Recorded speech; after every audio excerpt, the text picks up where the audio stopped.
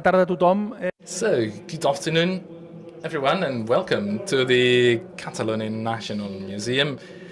Apologies for the delay, because since we have that many of an audience, we've had to add some extra chairs. I guess you all know the museum, by the way. You know that there is usually an opening speech by the curator. We would like to thank. Here.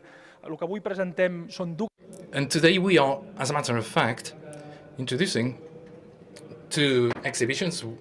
First one on Turner, we have co-organized with the Tate Gallery, and we would like to thank the attendees coming from the Tate. And this is a special year for the museum. We did Gaudí along with the Orsay Museum in Paris, now this along with Tate, and later we will have another one with Prado and Barbieri in Rome. So after these lengthy pandemic, we are back into some significant shows, because Turner had never been shown here, had never been on display, and it's great to have our own artists, our own exhibitions, but it's also great to have this type of outstanding artists as Turner.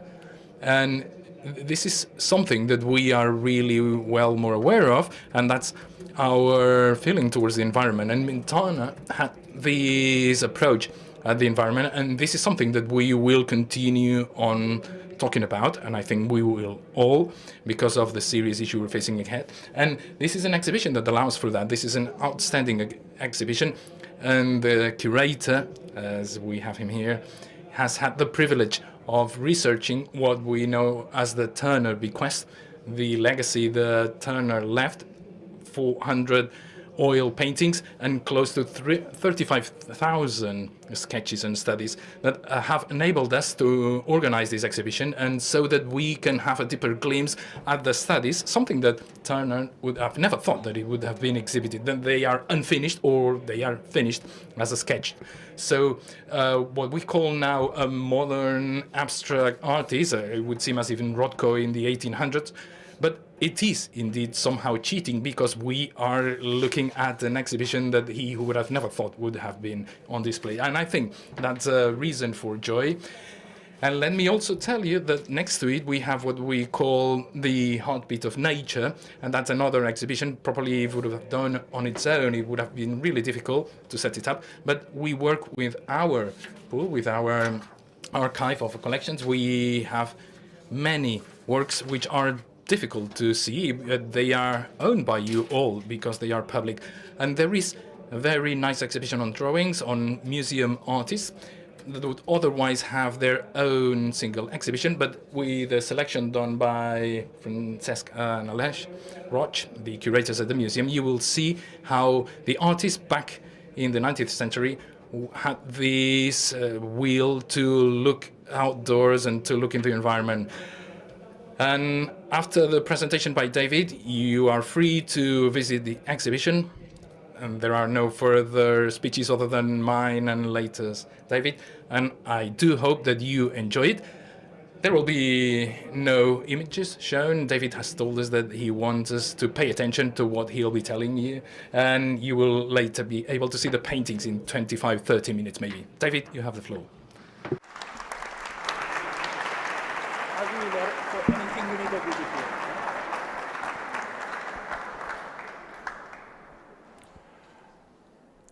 Thank you, Pepe, and welcome to everyone, and thank you for turning out in such enormous numbers on such what seems to me to be an extremely warm evening. You're probably more used to it than we who've come from London are. In his great book, Modern Painters, which was mostly about just one artist, Turner, John Ruskin compared Turner's boyhood in late 18th century London with the experience of the young Giorgione in Renaissance Venice. It was a tale of two cities, both built on water, but utterly different in civic society, climate, and atmosphere. When Ruskin was writing in the early 1840s, Venice was in steep decline and a beautiful ghost of its former self. London was in the ascendant, the heart of an expanding global empire. Venice had been in decline for at least a century already, which was partly why Antonio Canaletto traveled from it to London, which he proceeded to flatter for his English clients in pictures that made it look like Venice, with the River Thames flowing like the Grand Canal through a city of domes and spires and clear, luminous air. In reality, London was dirty, its weather often cold, gloomy, and rainy, its air full of the smoke of 1,000 fires. It might already be the largest and becoming the most powerful city in Europe, if not even the world, but much of it didn't yet look like it. Turner, the son of a London barber, certainly didn't grow up in grand surroundings, but in the attic bedroom of a shabby house in a back alley, hardly reached by the sun, in the central district of Covent Garden. Fortunately, he didn't have to walk far to get to the river, then crowded with shipping, and to the Royal Academy, where he began studying art, aged 14. The Academy was housed in one of London's finest buildings, Somerset House, the world's first purpose-built office block designed in the classical style of a Greco-Roman palace. Covent Garden was also full of theatres and opera houses, whose illuminated stages opened up worlds of fantasy to their audiences, including the young Turner, who remained a great theatre, opera goer, and music lover for the rest of his life. But Turner returned home to a room that was small and dark, its tiny, grubby window looking out on roofs and chimneys. In spite, or perhaps because of these contrasting surroundings, so restricted at home, but with promising glimpses of other lives and places within a short walk, he turned himself into the extraordinary painter of light and atmosphere, the master of color, of a brilliance and intensity hardly matched in art that we celebrate in this exhibition. Turner became a landscape painter, but he was much more than that. He painted history, real and imaginary and mythical, modern events, battles, the sea, ships, modern industry and technology, the scenery of Britain and Europe. Landscape, the natural world, and the elements were the background of his pictures, if not always their main subject. He was lucky to choose landscape for his profession.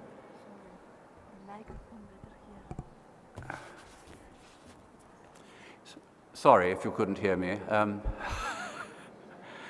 He was lucky to choose landscape at a time when industrial progress and urbanization was focusing attention back on the natural world, a world that already seemed under threat, and of course we understand those threats and dangers much more today. Ruskin, who hated modern technology for its impact on rural scenery and its pollution of the atmosphere, rested Turner's primacy as the foremost modern painter on his understanding and representation of nature. Certainly, Turner was remarkable in those respects.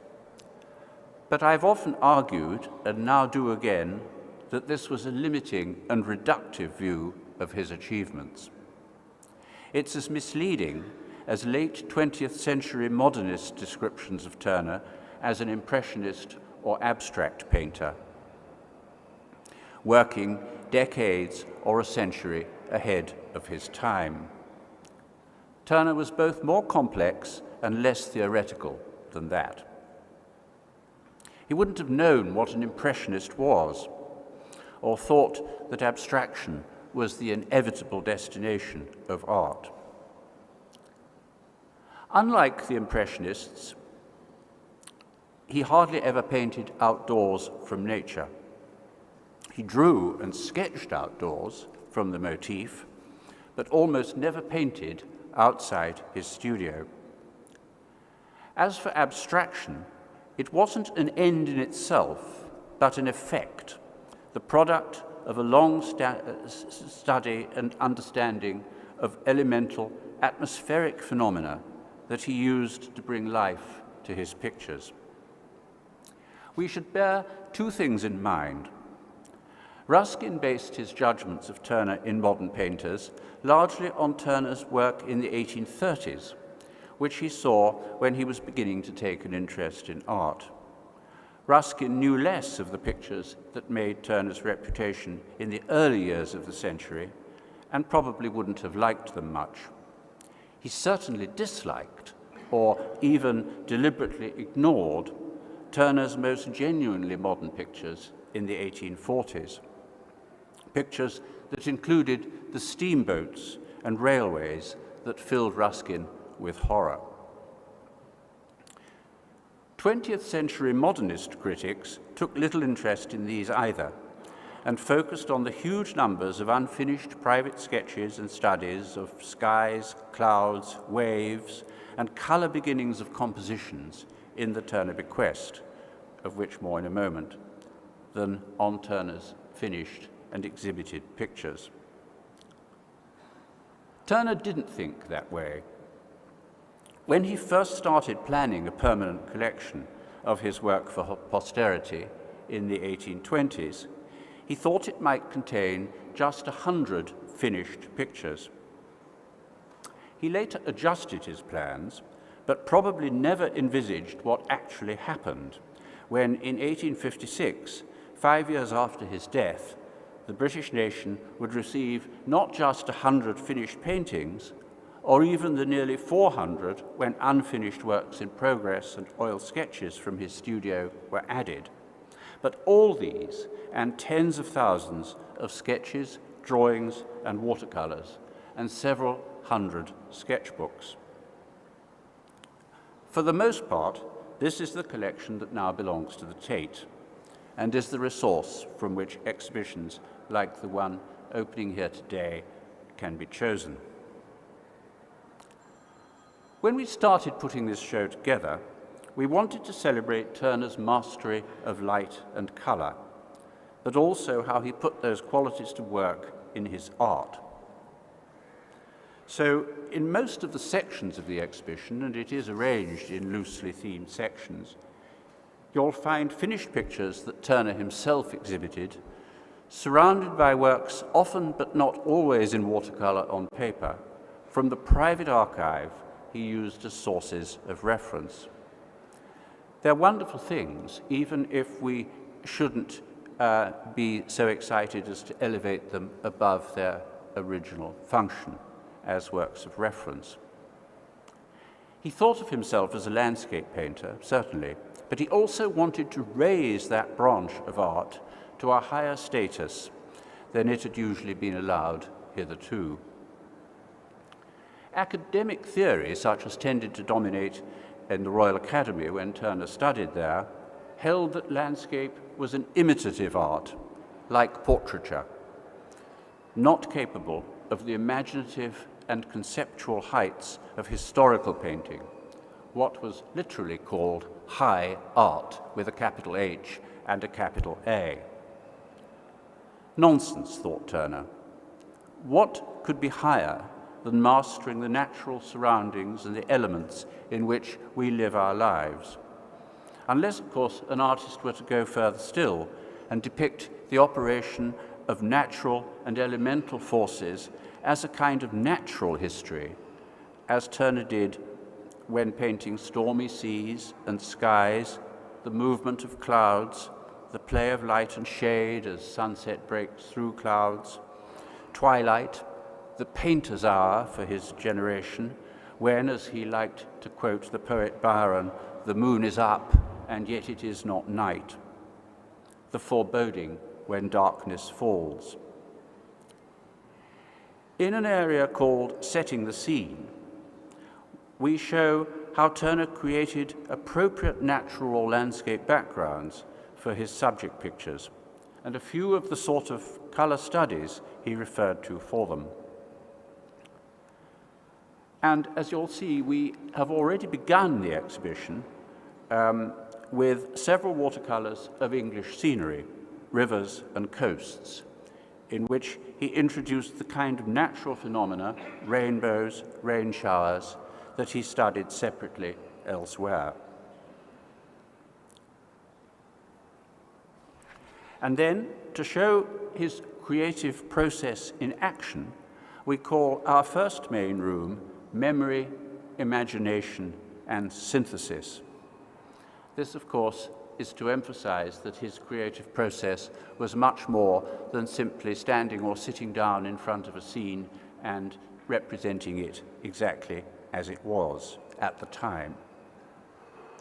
This section focuses on two regions that created some of Turner's most formative impressions at different stages of his life: Switzerland and the Alps, which he first saw in 1802, and Italy and the Mediterranean, that he first visited in 1819.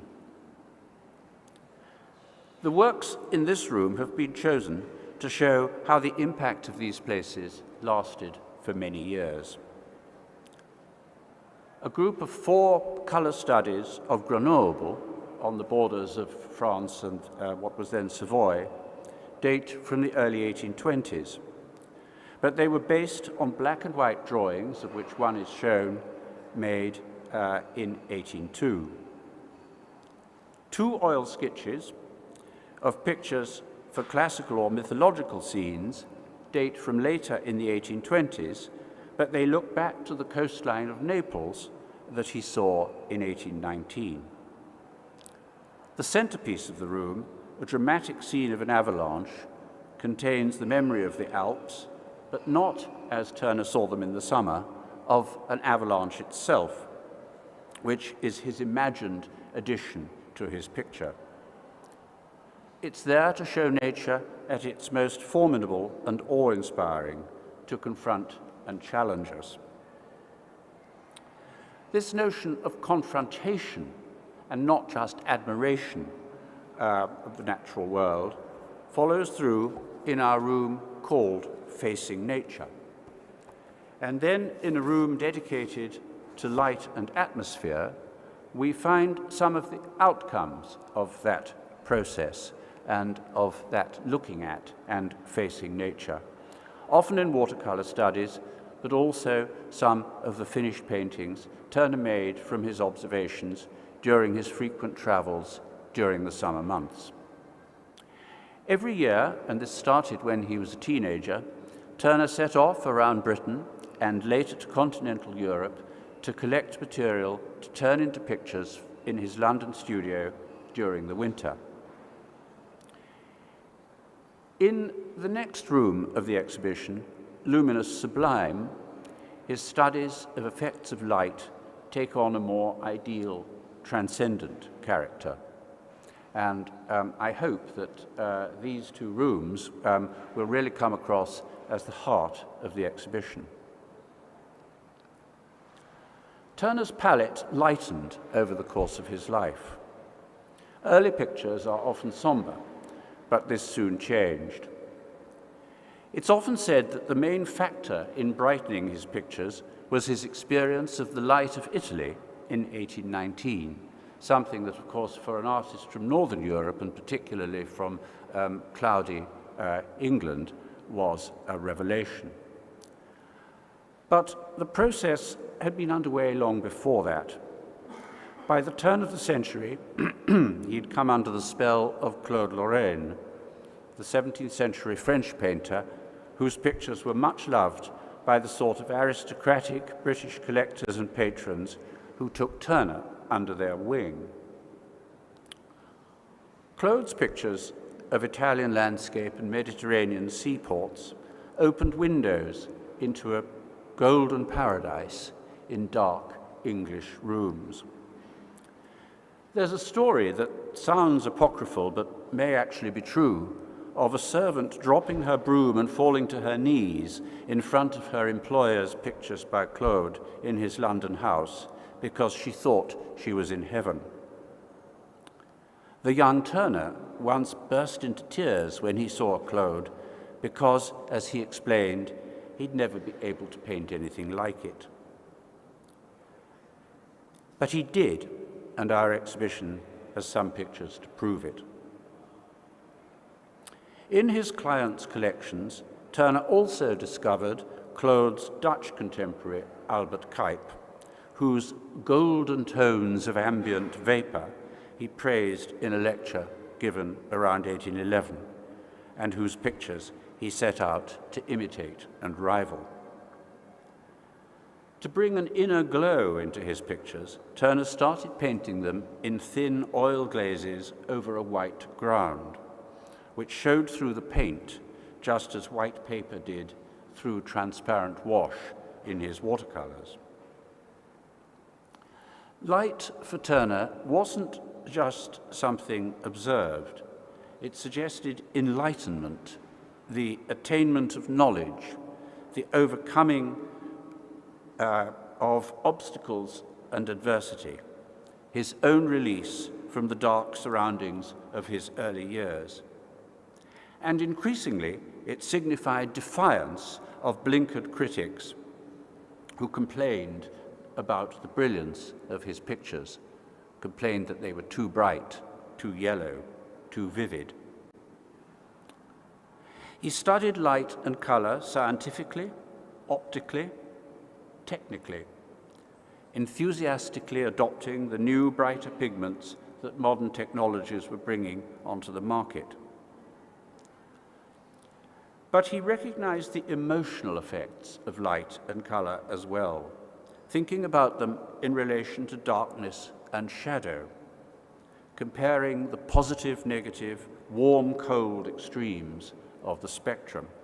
And he read and annotated his friend Charles Eastlake's translation of Goethe's Farbenlehre, Theory of Colors, that discussed their emotive effects.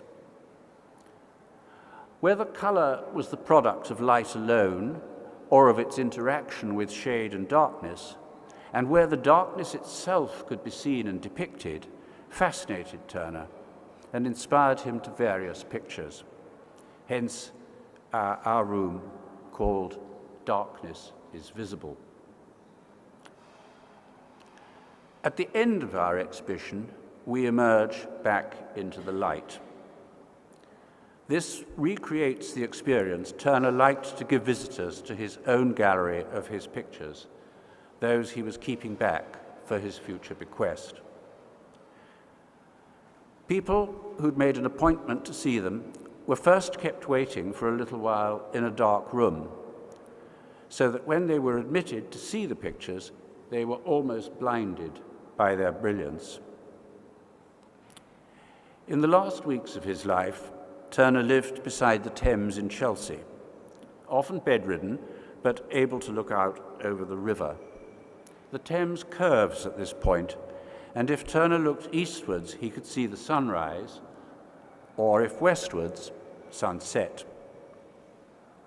Sometime during these last days, he apparently said, "The sun is God." What did he mean? Perhaps that the sun was the source of life, its animating force, as it was so often the moving spirit of his art, his own light and life.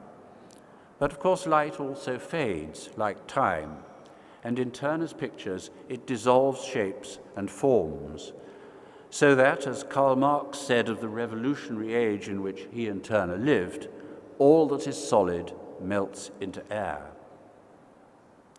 This sense of transience and transcendence, which must have impressed itself more on Turner as he aged, is what has been so often mistaken for aesthetic abstraction and an abandonment of meaning. As a corrective, in our closing room, we see the sun rising over the harbor of ancient Carthage in one of Turner's last exhibits at the Royal Academy in 1851, the year that he died, a final tribute to Claude, who'd been such an inspiration for him throughout his life, but also over the lagoon of Venice, one of his own favorite places ever since he first saw it in 1819. As you'll see, this isn't a chronological exhibition. It has no timeline, and we hope it flows quite freely, one space into another, like a river, perhaps. Or we would like it to be, perhaps again, an immersive experience, to be experienced like and felt like light itself. But it seemed fitting to end with these late pictures, with Turner's own words, sometimes even said to have been his last, and to think of him warmed by the sun at the end of his life. I hope you enjoy the show, and that you'll agree, as my Tate colleagues and I do, that everyone here in Barcelona has made it look beautiful. Thank you very much.